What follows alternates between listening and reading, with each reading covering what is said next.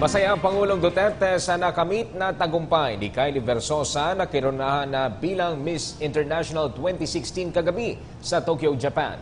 Sinabi ng Pangulo na nais siyang makaharap si Versosa para personal na ipaabot ang kanyang pagpati. I am always happy if our beautiful women win all the titles. Kasi Pilipino tayo, it gives us kunting hambog. It lifts the, parang mayabang tayo na, oh, kita mo? Magaganda ang mga maming Pilipina. I'd like to meet her, just to congratulate her personally. Sa ika-6 na pagkakataon, nakuha ng Pilipinas ang titulo sa prestihiyosong Miss International Beauty Pageant matapos koronahan kahapon ng kindergarten teacher at model na si Kylie Versosa. Narito ang hataw na balita ni Mirasola Bagadir.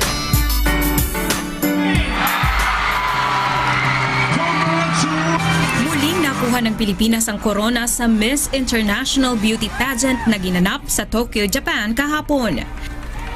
Lumutang ang gandang Pilipina ng ating pambato na si Kylie Versosa sa suot nitong traditional costume at blue evening gown. Ipinamalas naman ni Kylie ang talino sa kanyang winning answer speech sa 56th Miss International Beauty Pageant. 3 things come to mind when I think of Miss International: culture, education, and international understanding. These 3 work together to make the brand of the Miss International Beauty Pageant relevant to the global community and to our time. Lubos naman ang pasalamat ng 24 na taong gulang na kindergarten teacher at model sa lahat ng sumuporta sa kanya hanggang sa marating ang tagumpay. I cannot believe this moment right now, and I am ecstatic and happy. Thank you so much to my family, to the Philippines, to everyone who supported me. I did not go through this journey alone. Si Kylie ang ika-6 na Pilipina na kinoronahan bilang Miss International.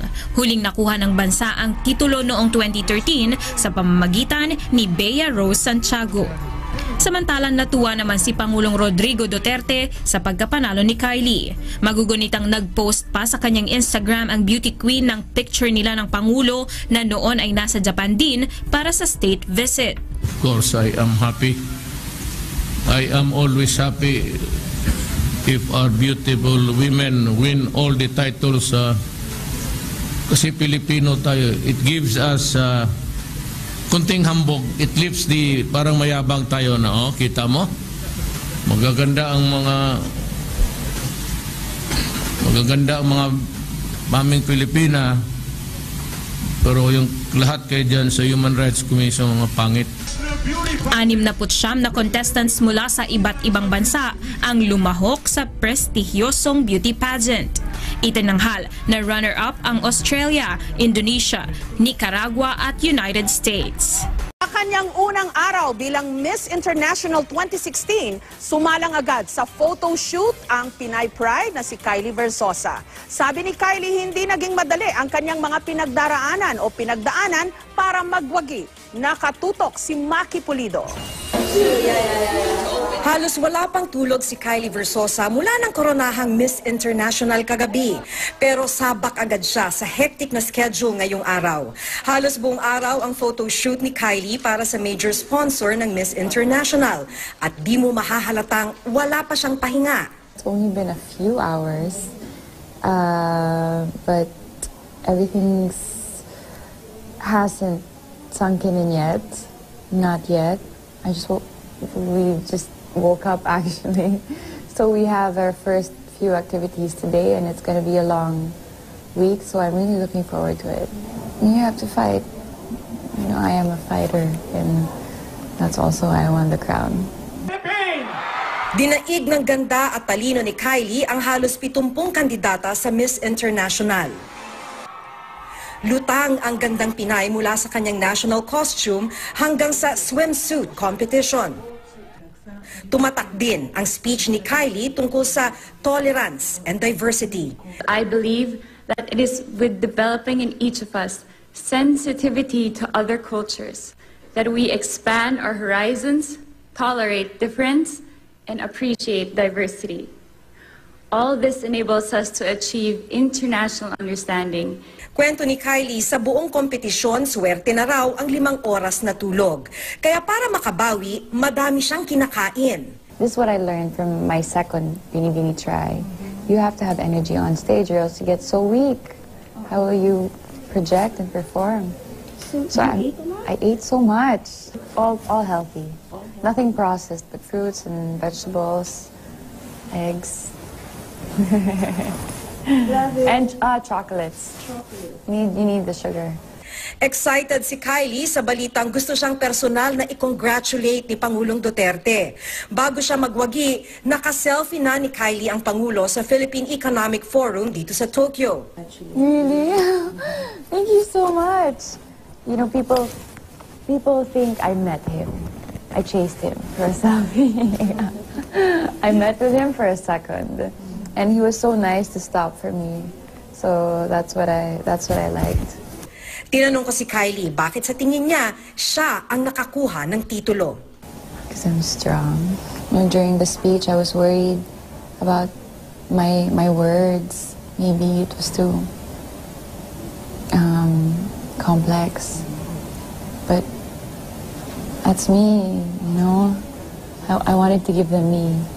So that's what I gave them. It was very difficult. I joined Bini Bini twice. I joined Miss Philippines twice to get to where I am today. And everything happens for a reason. And now, I still cannot believe it. Mga kapuso, sa puntong ito, makakapanayan po natin ang live mula sa Tokyo, sa Japan. Ang ika-6 na Miss International na Pilipinas, walang iba kung hindi si Kylie Versosa. Magandang gabi. Good evening, Kylie. Good evening. Hi, good evening. This is Mike Enriquez from GMA. Kylie. Hi.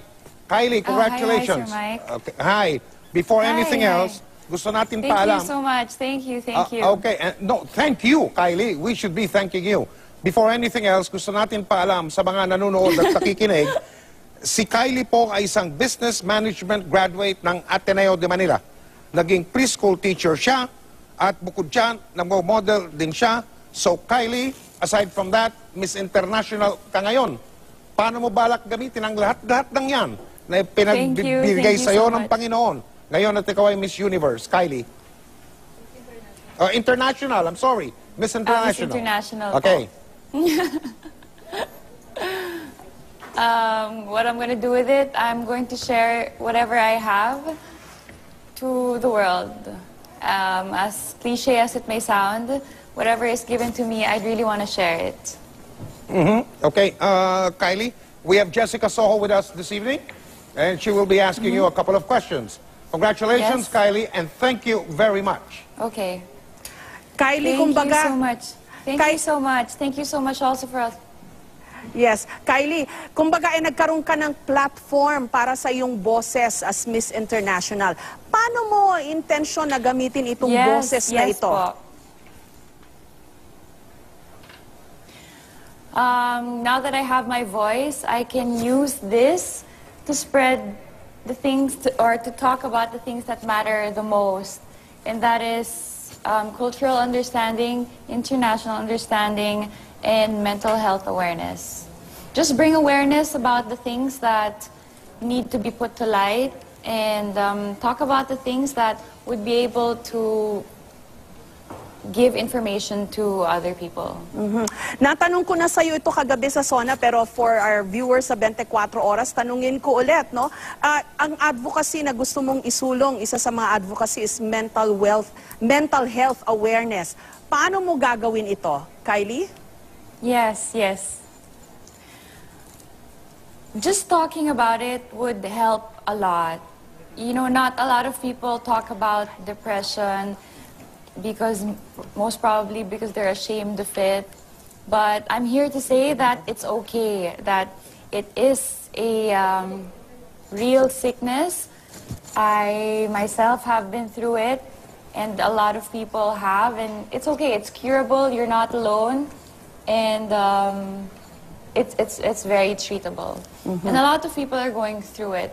Also because it's the #1 cause of suicide in the nation. So I hope my voice will be able to help the people in need.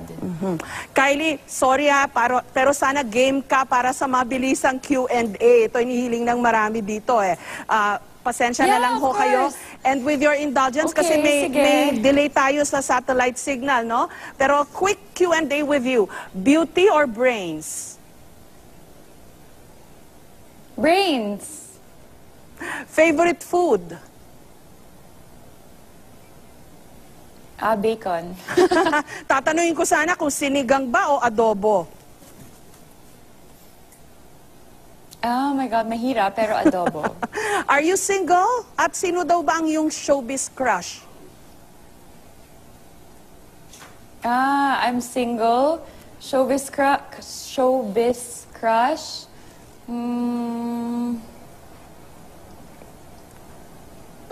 Wala pa. Love o career? Wala pa. Love o career? Ngayon, Wala pa. career. Career. Describe Kylie Versosa in one word. No? Career. Strong.